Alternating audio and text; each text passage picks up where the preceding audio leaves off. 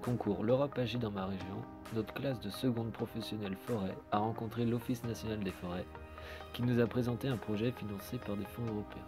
Il s'agissait ici de restaurer la zone humide en forêt de Chautagne au nord du lac du Bourget.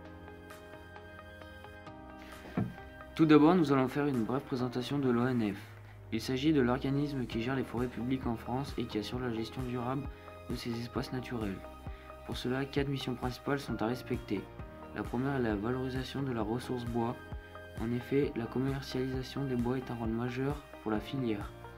Dans sa deuxième mission, l'Office se doit de rendre les forêts capables d'accueillir le public. La troisième mission est une notion de protection contre certains risques, notamment les inondations et les avalanches que les forêts peuvent atténuer. La dernière mission est une mission de préservation de l'environnement. Il s'agit d'agir en conciliant ces 4 missions. C'est pour cette raison que cet organisme est concerné par la restauration des zones humides.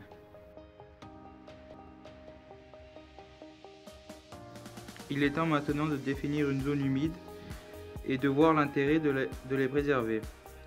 Une zone humide est une zone où la présence d'eau est un facteur essentiel. En effet, sur ces secteurs, le niveau de la nappe est proche de la surface, ce qui engendre des terrains inondés ou engorgés. Ces sols jouent un rôle d'éponge. Et dans notre cas précis, en bordure du Rhône, ils permettent de limiter les inondations en période de crue. Et en période plus sèche, ils restituent cette eau. Aussi, les sols étant remplis d'eau, très peu d'oxygène y est présent, ce qui fait que la matière organique ne se décompose pas. Action qui libère en temps normal du CO2.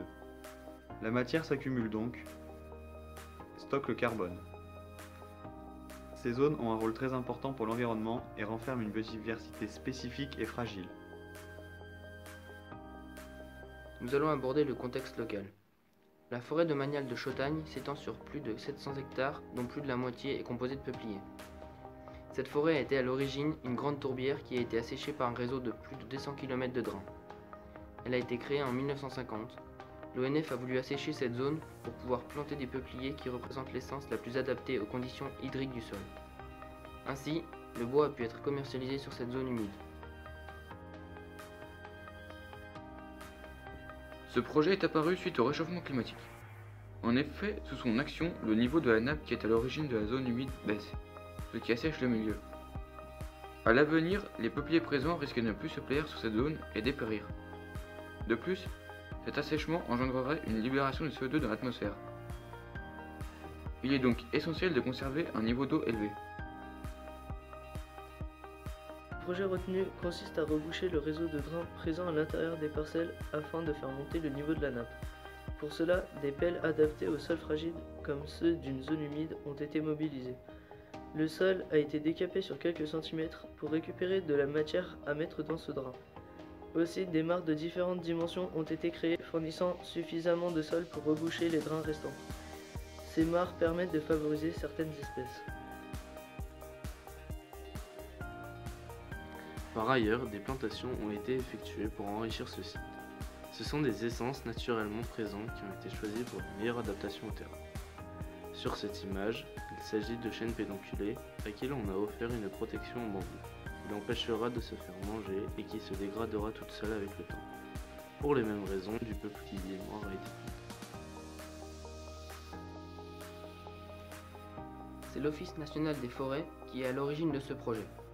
En effet, les gestionnaires s'inquiétaient du devenir de la peupleraie. Grâce au financement du FEDER, Fonds européen de développement régional, de près de 224 627 €, les ouvriers de l'ONF ont été missionnés pour reboucher les drains. Ils ont été soutenus par l'entente interdépartementale de démoustication qui leur a fourni des engins adaptés aux milieux humides comme celui-ci. Le Conservatoire du littoral ainsi que les communes font partie du projet en tant que propriétaires de certaines parcelles gérées par l'ONF. Aussi, le Conservatoire des espaces naturels de Savoie a apporté son expertise sur l'état écologique du site avant et après travaux. Il a également déterminé la période à laquelle les ouvriers pouvaient intervenir pour avoir le moins d'impact sur la biodiversité locale. Cette période s'étend de septembre à mi-avril. Les financements du FEDER ont été prévus pour une période de 5 ans, jusqu'en 2019. Aujourd'hui, les actions d'entretien sont menées par les ouvriers de l'ONF. Pour conclure, nous avons découvert un projet financé par des fonds européens qui permettent de préserver un espace naturel délicat.